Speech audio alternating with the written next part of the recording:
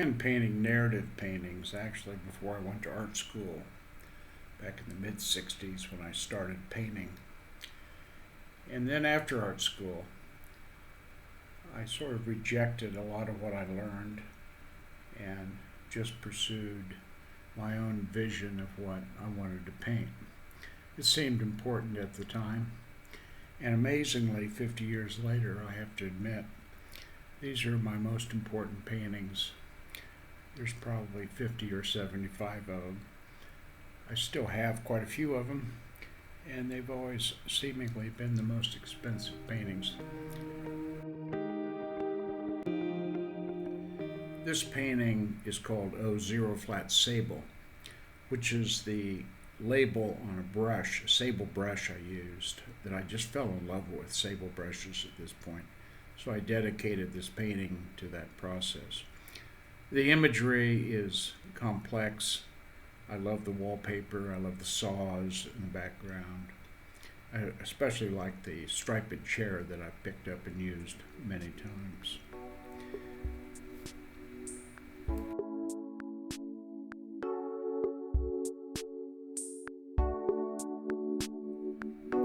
Here are these doors that I frequently paint.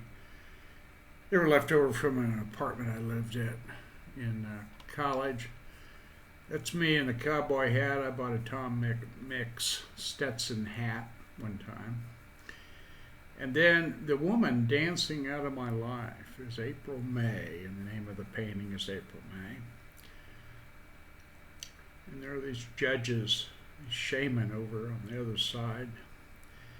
And there's my famous striped chair that I bought for I think $5 at an antique sale one time. I always loved this painting. It was a lot of work, but I still care for it a great deal.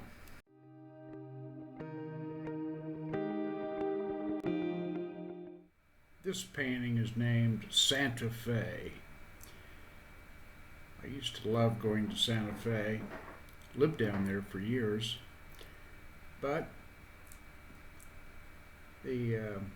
that's me in the cowboy hat. The guy playing the piano next to the stairs is a professor of mine who was a very tall Japanese guy, and he was kind of full of himself. So I made him short, and he was playing the same old tune once again. The guy over there in the green turban, or green cassock with the dark blue hat is Ron Brown. He's got an airplane in his hand. He was in the airplane business for a while.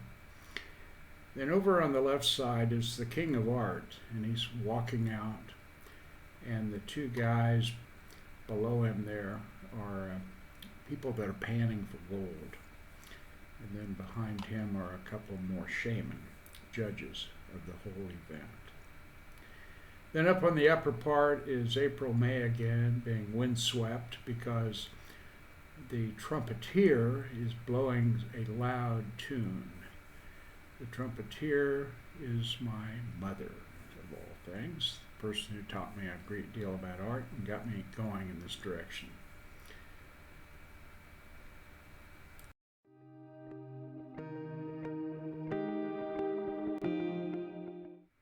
Now this painting is Wild Bill. My great-great-great-grandfather or uncle was Jack McCall, who supposedly shot and killed Wild Bill. Bill's sitting in the number 9 saloon or number 10 saloon, and the flame shows a bullet passing through the scene. And he's sitting there with a working girl playing a game of cards.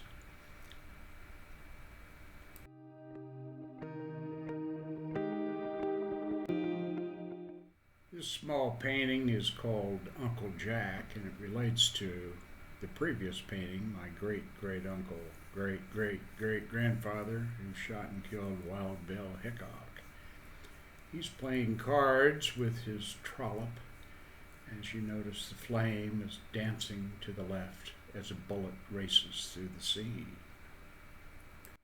And yes, there's my cowboy hat and Notice he's got the aces and eights, the dead man's hand.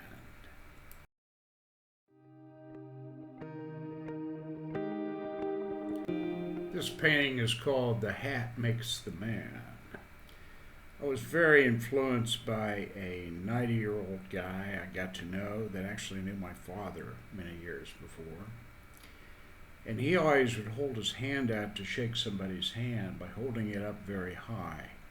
That way he could look at him in the eye as he was shaking their hand. His name was Sidney, or Sid Mankiewicz, and was quite a character. Great influence on me, and I dearly miss him every day.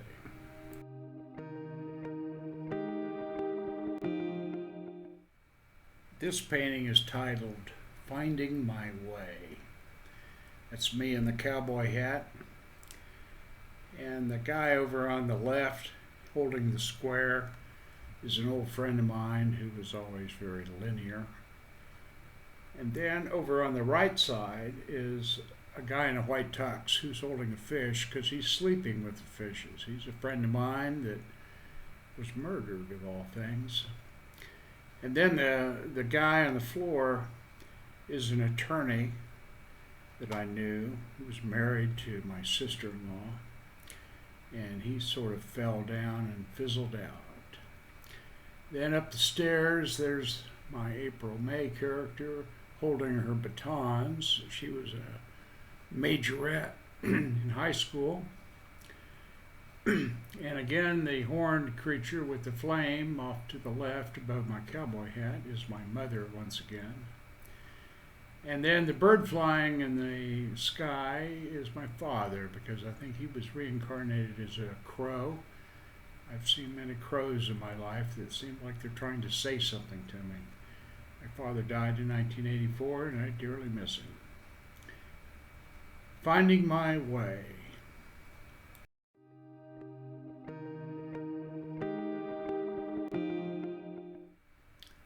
This is one of my favorite paintings of all time. It's a figure painting. I always loved this piece. I sold it to a good friend of mine, Martin Hatfield, in Bermuda years ago at a show I had in New York. I love the pose. I love the trees on either side. Just there's a sense of very calm peacefulness about this painting I've always really enjoyed. Just like my friendship with Marty. He's a good man and a great artist.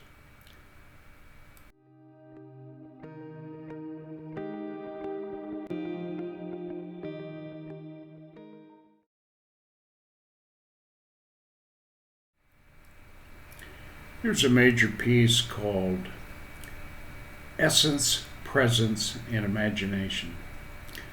It's a painting I worked on for quite a while, and obviously the frame I made took an equal amount of time.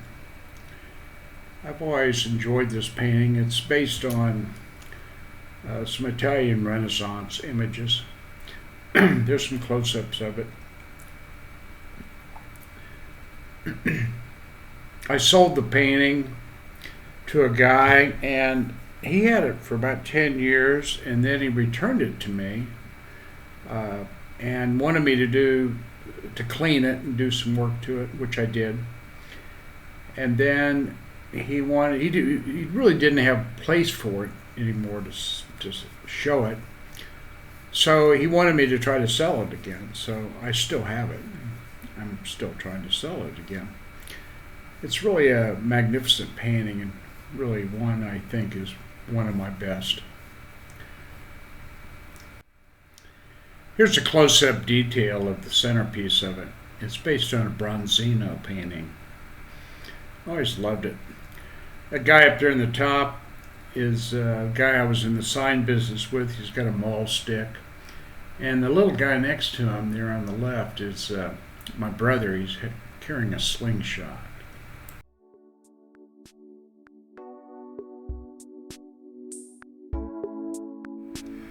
The name of this piece is Lady Luck.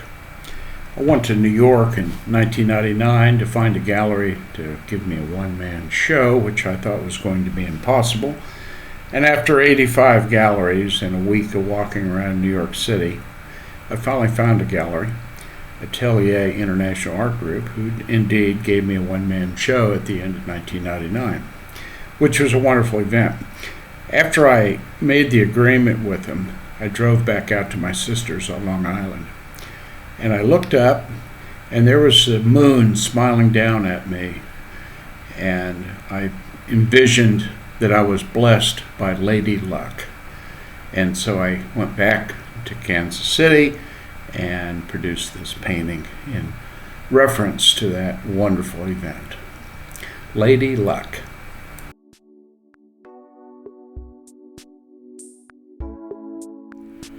I've always admired the work of Leonardo da Vinci, and especially this painting of Mona Lisa del Gioconda,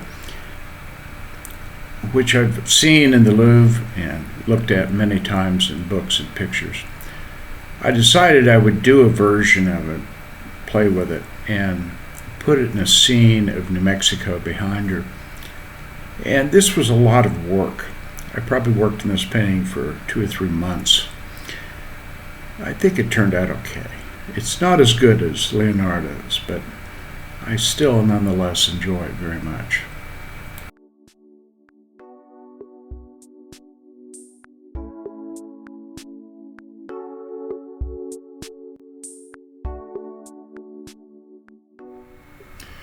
This painting is called Virgil in a Basket, and it's about the legend of Virgil the poet visiting some woman that lived on the second floor, and every night she would lower him down in a basket to escape notice of her husband. Unfortunately, one night she only lowered him halfway down, and the people in the town saw Virgil, or saw the basket, embarrassingly, and was discovered that he was seeing this wonderful lady.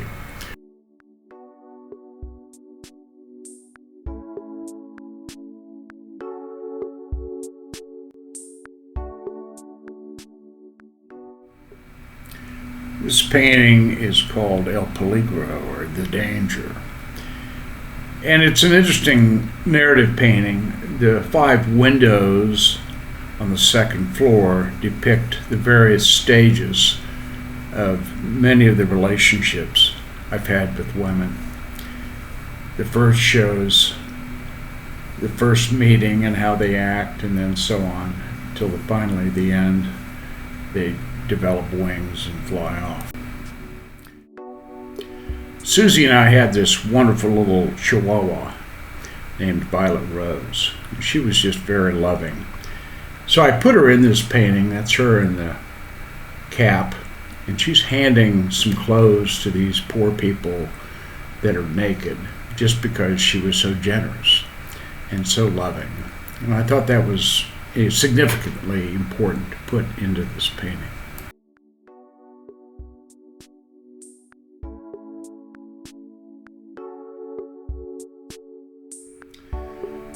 This one is called The Apple Catcher. This is Mother Nature floating through the beauty of New Mexico, catching an apple and being delighted by these 2 birds that are floating by or flying by. I always loved this piece. It's in a very heavily lacquered frame.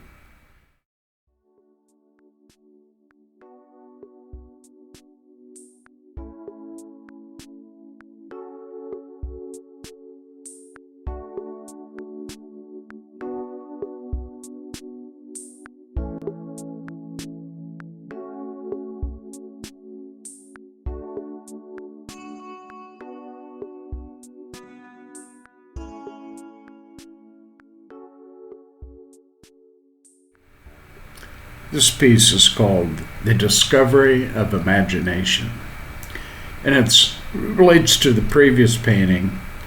It's Mother Nature discovering the incredible beauty of the Southwest, of Utah, Nevada, New Mexico, and Arizona. The cloud behind is like the realm of thought. It's like you have to think about beauty. It overwhelms one. But more importantly, you have to look deep within yourself to really find it. And that's why she has a mirror in her hand as she's floating through the landscape. This is one of my latest paintings. It's called Leda Manera. Leda, or Leda, was a figure that Leonardo da Vinci portrayed with a swan, a classic theme done by many artists in the Renaissance. But here she is, being swept away with the beauty of nature. And this little guy down there in the bottom, this little imp character, is looking at her with dubious and questionable notions. In looking at the little character, I wonder if that isn't my mother Lois.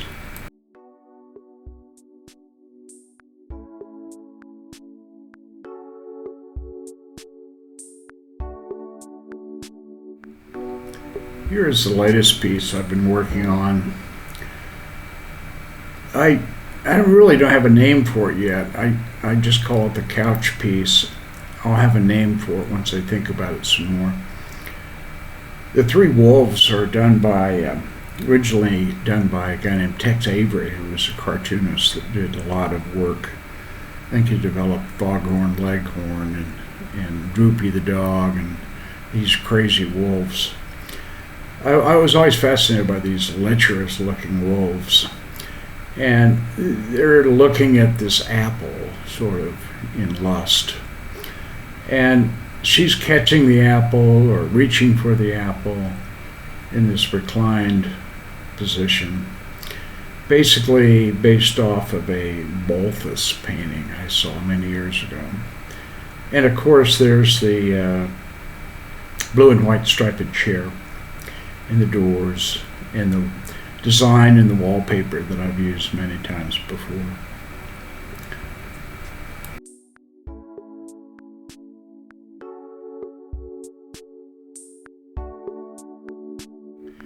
Here's the original sketch for that painting. I drew it out in Corel Draw and then actually spent the time to fill in and play around with the colors and the variations of it. I changed the two panels with the bulls and turned them into wolves. But basically it's the same design and configuration that I did in the final painting.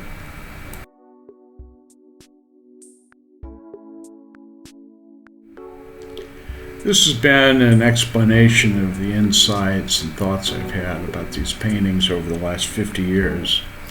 I enjoy doing these narrative, figurative paintings very much. I don't know where they're headed or where they're going to go, but I don't really think about that. They just sort of intuitively come to me, and I enjoy making the paintings and certainly making the frames. Let me know if you have any additional thoughts or want to know any more insights or ideas about what I'm up to. Thank you for watching, and please go to our website and maybe you can see some more. Thank you.